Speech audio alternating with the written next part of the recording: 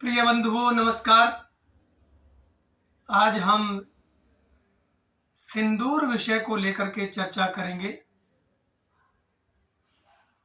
कि सिंदूर स्त्रियां अपने मांग में क्यों भरती हैं। हम अपने माथे में सिंदूर का तिलक क्यों लगाते हैं। भारतीय सनातन परंपरा की पूजा पद्धति और विभिन्न उत्सव और त्योहारों पर सिंदूर का प्रयोग किया जाता है। वो क्यों किया जाता है। हवन तर्पण, पितरों के निमित्त कार्य, मंत्र तंत्र यंत्र इत्यादि में सिंदूर का प्रयोग किस कारण से किया जाता है। जब हम गृह प्रवेश करते हैं तो गृह प्रवेश के आगे ओम श्री शुभ लाभ इत्यादि स्वस्तिक, इन सब का निर्माण सिंदूर से किया जाता है। और उसके पश्चात हनुमान जी ने अपने पूरे शरीर पर सिंदूर को धारण क्यों किया, इसके पीछे क्या कारण था। तो आज समस्त चर्चा हमारी सिंदूर पर होगी। सिंदूर का धार्मिक, सांस्कृतिक और वैज्ञानिक कारण हम आज जानेंगे। सिंदूर के प्रयोग का जो समय है वो 5000 वर्ष से भी ज्यादा पुराना है।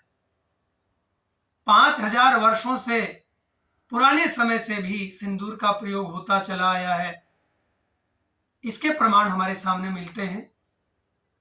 हड़प्पा, मोहनजोदड़ो, सिंधु घाटी की सभ्यता इत्यादि के समय में भी सिंदूर का प्रयोग किया जाता था। इस बात के भी प्रमाण हमारे सामने मिलते हैं। धार्मिक ग्रंथों में,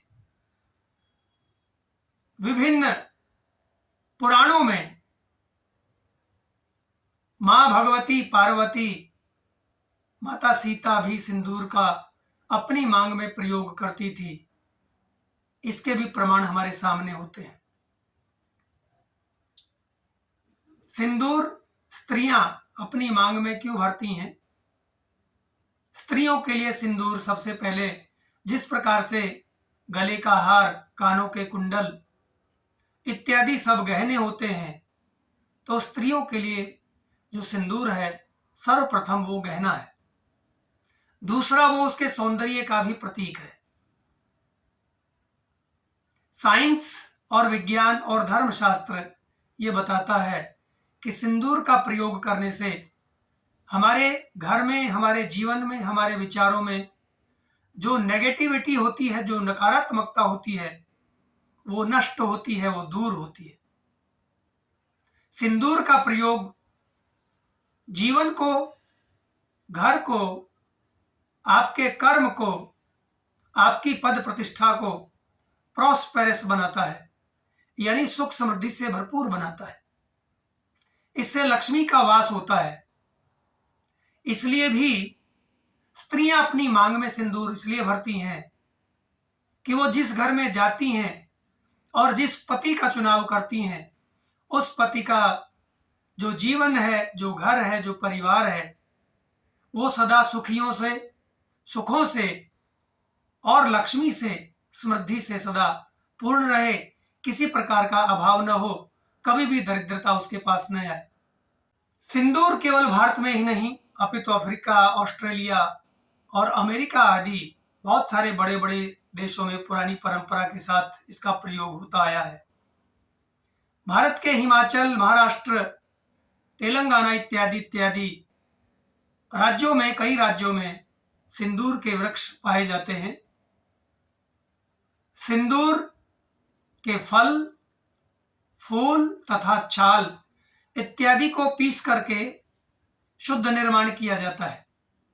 लेकिन आजकल मार्केट के अंदर सिंथेटिक यानी मिला हुआ, मिलावटी सिंदूर मिलता है, जिससे शरीर की त्वचा के लिए, शरीर के लिए वो हानिकारक माना जाता है। सिंदूर सुंदरता के साथ साथ शुभता, मंगल, समृद्धि और लक्ष्मी वृद्धि का सूचक माना गया है। सिंदूर जब गृह प्रवेश होता है तो गृह प्रवेश काल में पूजन इत्यादि में उसका प्रयोग किया जाता है। घर के बाहर स्वस्तिक का निर्माण हो, शुभ लाभ इत्यादि का लेखन हो या श्री और लक्ष्मी ये सब लिखना हो तो सिंदूर के द्वारा वहां पर घर के बाहर लिखा जाता है। सबसे पहले तो शुभता का सूचक है। घर के बाहर लिखा हुआ सिंदूर से सुंदर भी लगता है। और एक वैज्ञानिक कारण ये भी है कि सिंदूर नेगेटिविटी को दूर करता है। इसलिए नूतन घर के अंदर, नए घर के अंदर प्रवेश द्वार से किसी प्रकार की नकारात्मक ऊर्जा घर में न प्रवेश कर जाए, इसलिए सिंदूर के द्वारा विभिन्न प्रकार के शुभ शब्दों का, शुभ चिन्हों का वहां पर प्रयोग किया जाता है। हमारे शरीर में 7 चक्र हैं।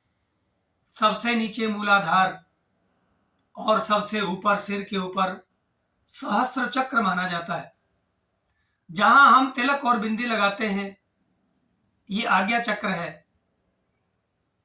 आज्ञा चक्र और सहस्त्र चक्र निश्चित रूप से ये विचार उत्पन्न करते हैं। यहां से जीवन नियंत्रण होता है, विचारों को कंट्रोल किया जाता है। यहीं से हमारी विद्या, बुद्धि और ज्ञान इसका स्फुरण होता है। और स्त्रियां मांग में सिंदूर इसलिए भरती हैं क्योंकि ये नकारात्मकता को दूर करता है और ऊर्जा को पैदा करता है, विचारों को नियंत्रित करता है। और जो स्त्रियां होती हैं वो हमारे समाज की उत्पादिका और पोषिका होती हैं। निश्चित रूप से इस ब्रह्मांड में औरत को, स्त्री को बहुत बड़ी जिम्मेदारी दी गई है उत्पादन और पोषण की, जिसमें विचार शक्ति, सहन शक्ति, धैर्य शक्ति और चिंतन विचार की शक्ति का बहुत बड़ा प्रयोग किया जाता है। यदि वो स्त्री, वो माता, वो प्रकृति नियंत्रित नहीं होगी तो उसका पोषण, उसका पालन भी नियंत्रित नहीं होगा। अतः वैज्ञानिक दृष्टिकोण से जो हमारे सिर के ऊपर जो बीचों बीच होता है उसको ब्रह्मरंध्र भी बोला जाता है।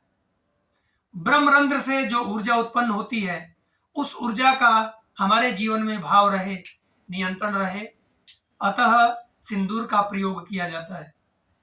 सिंदूर के प्रयोग से माताओं का भाव ये होता है कि उसके पति के जीवन में सुख हो, समृद्धि हो और निश्चित रूप से उसकी आयु को हानि पहुंचाने वाले जो भी नकारात्मक तत्व हैं, जो भी नकारात्मक ऊर्जा है, वो सब उनसे दूर रहे और उनकी आयु की वृद्धि हो, वो दीर्घायु हो। सिंदूर विचारों में शीतलता प्रदान करता है और क्रोध को नियंत्रित करने की क्षमता पैदा करता है। वास्तु संबंधी, घर संबंधी जो भी दोष हैं, उन दोषों को दूर करने के लिए सनातन परंपरा में सिंदूर का प्रयोग बहुतायत में किया जाता है। सिंदूर का सीधा संबंध मन से होता है। सिंदूर शरीर तथा मन को ऊर्जावान बनाए रखने के लिए प्रयोग किया जाता है। वो नई ऊर्जा जनरेट करता है, उत्पन्न करता है और नेगेटिव थॉट्स यानी बुरे विचार, नकारात्मक विचार, उनसे हमारी रक्षा करता है। सिंदूर के अंदर पारा यानी मरकरी मिला होता है जो शरीर के रक्तचाप यानी बीपी, ब्लड प्रेशर, तनाव यानी टेंशन, अनिद्रा यानी नींद नहीं आना, इस प्रकार की सिर दर्द होना, माइग्रेन या बार बार भूल जाना, विचार शक्ति क्षीण होना, इन सब को नियंत्रित करता है। इस तरह की बीमारियों को कंट्रोल करने में, इस तरह की बीमारियों से छुटकारा दिलाने में सिंदूर का बहुत बड़ा योगदान है। सिंदूर भगवान श्री राम के परम भक्त हनुमान जी अपने शरीर पर धारण करते हैं। बताते हैं एक बार उन्होंने माता सीता से ये पूछा कि हे मां भगवती, आप ये सिंदूर क्यों धारण करती हैं अपनी मांग में? तो माता सीता ने हंस करके उनको ये बताया कि हे हनुमान जी, मांग में सिंदूर धारण करने से आपके जो भगवान हैं श्री राम, उनकी आयु लंबी होती है, उनके आसपास की जो नेगेटिविटी है, जो बुरे, उनको तंग करने वाले जो तत्व हैं, वो दूर होते हैं। इससे उनकी आयु बढ़ती है, उनके जीवन में प्रसन्नता होती है, उनके राज्याभिषेक में, राज्य सिंहासन इत्यादि में शासन चलाने में श्री लक्ष्मी की वृद्धि होती है। सुंदर विचार होते हैं, प्रजा का पालन अच्छे ढंग से होता है। हनुमान जी माता सीता के इन शब्दों को सुनकर के बड़े प्रसन्न हुए और मन ही मन में ठान लिया, माता सीता ने केवल मांग में सिंदूर लगाया है, मैं भगवान की लंबी उम्र की कामना के लिए और उनके अच्छे सुशासन के लिए, जिसको आज भी राम राज्य के रूप में चिंतन किया जाता है, कल्पना की जाती है, उन्होंने मन में ठाना कि मैं पूरे शरीर में उसका लेप करूंगा। और हनुमान जी ने सिंदूर लेकर के पूरे शरीर पर उसका लेप किया।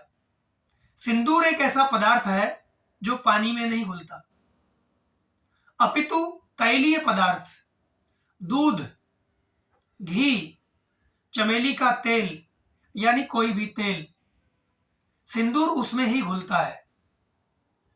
सिंदूर भारी होता है बाकी पदार्थों से।